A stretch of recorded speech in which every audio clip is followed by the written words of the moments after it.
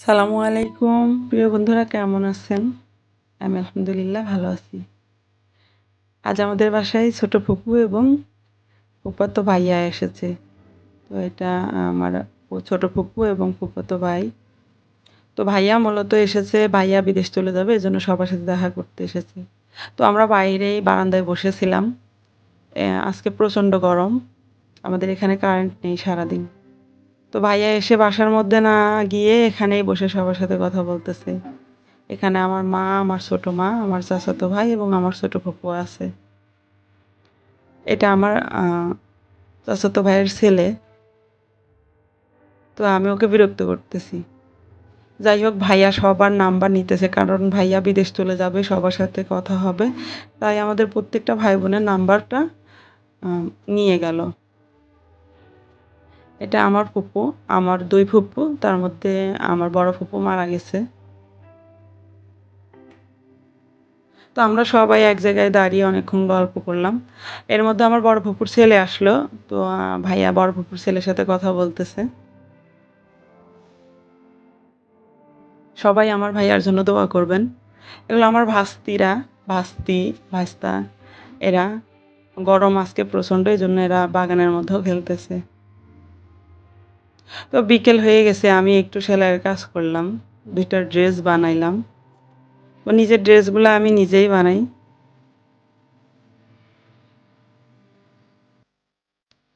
আপনারাও চেষ্টা করবেন নিজের জিনিসগুলা নিজেই তৈরি করতে, কারণ নিজের জিনিস নিজে তৈরি করে ওগুলা পরার আনন্দই অন্যরকম।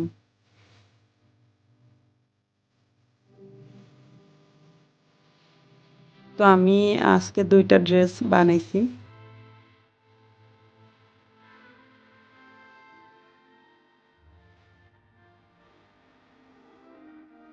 আজকে আমাদের এখানে কারেন্ট নেই। খুব গরম, তো গরমে সবাই অতৃষ্ট প্রায়। তবুও তার মধ্যে একটু কাজ করলাম আর কি। তো বিকেল হয়ে গেছে প্রায়, এখন আসরের আজান দিছে। আমি কাজ শেষ আমার। তো আমি কাজ শেষ করে এখন যাব, আমার কয়েকটা ফুলের গাছ আছে, তো সেখানে পানি দিতে। এই দুইটা ড্রেস আমি বানাইছি।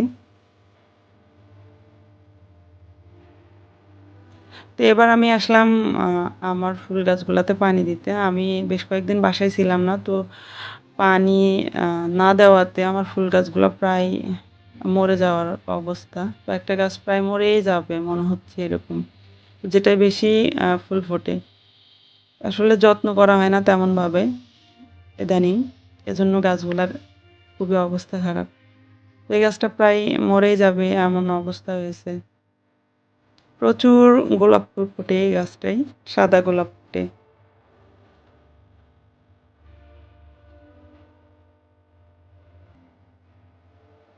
যেহেতু রোদের তাপ বেশি, প্রতিদিন পানি না দিলে গাছগুলো নুইয়ে পড়ে।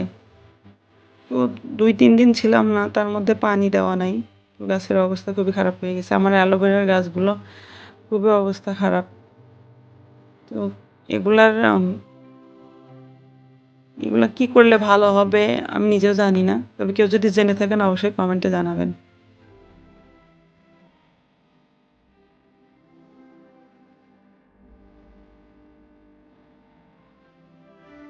সব গাছগুলোই আ একদম মর অবস্থা। শুধু বেলি ফুলের গাছটা ঠিকঠাক আছে। তো ওটার মনে হয় জানশক্ত। প্রচুর বেলি ফুল ফুটছে, অনেক সুন্দর গন্ধ বেরোয় কিন্তু বেলি ফুলের। এই যে দেখেন, বেলি ফুলগুলো কিন্তু অনেক দারুণ।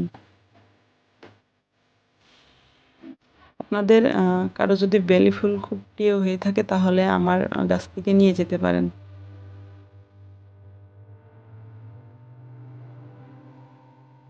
অনেক সুন্দর ফুল ফুটছে, আর বৃষ্টি হলে আরো বেশি ফুল ফোটে বেলি ফুলের গাছ।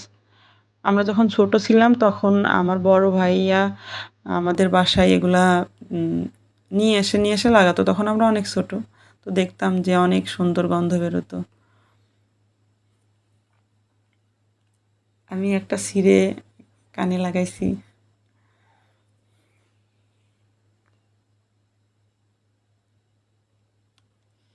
তো সব গাছগুলাই প্রায় পানি দেওয়া শেষ এখন।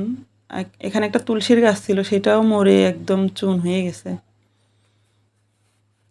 এটা আপনার হচ্ছে পাথরকুচির গাছ। এই পাথরকুচির পাতা কিন্তু অনেক কিছুতে কাজে লাগে। তো সবার বাসাতেই পাথরকুচি এভাবে লাগিয়ে রাখতে পারেন, এটা সহজে মরেও না।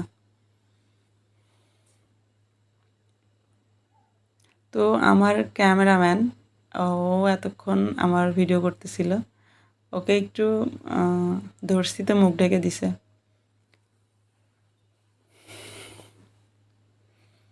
আমার ছোট্ট ছাদে ছোট্ট বাগান।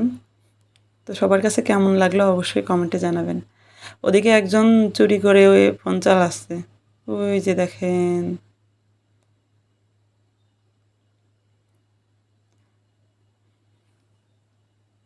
তো প্রিয় বন্ধুরা, এই ছিল আমার আজকের সারাদিন।